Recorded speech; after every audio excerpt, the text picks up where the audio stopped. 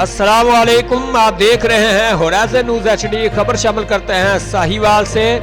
Sahiwal teaching ہسپتال میں خون کی کمی کے عالمی دن کے موقع پر شعبہ امراض نسواں زچہ بچہ کے زیر اہتمام واک کا انعقاد کیا گیا، جس میں ڈاکٹرز، نرسز، میڈیکل طلبات اور پیرامیڈیکل سٹاف نے بڑی تعداد میں شرکت کی۔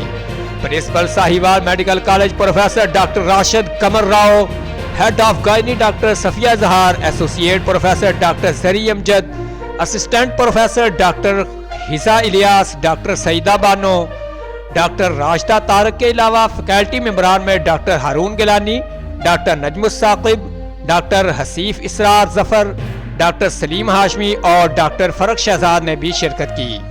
واک کے اختتام پر head of gynae department doctor Safia Izhar نے شرکاء سے خطاب کرتے ہوئے کہا کہ ورلڈ ہیلتھ آرگنائزیشن کی رپورٹ کے مطابق 40% خواتین خون کی کمی کا شکار ہوتی ہیں اور پاکستان میں یہ شرح 60 سے 70% تک ہے۔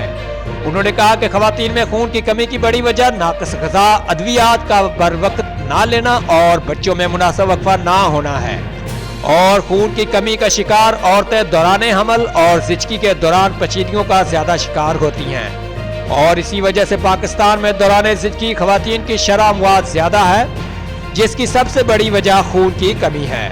مناسب خوراک، حمل کے دوران باقاعدگی سے چیک اپ کروانا اور دواؤں کو وقت پر پابندی سے لانا اس کمی کو دور کر سکتا ہے۔ Principal Sahiwal medical college professor doctor Rashid Qamar Rao نے اظہار خیال کرتے ہوئے کہا کہ ماؤں کی صحت ہی صحت مند بچے کی ضمانت ہے۔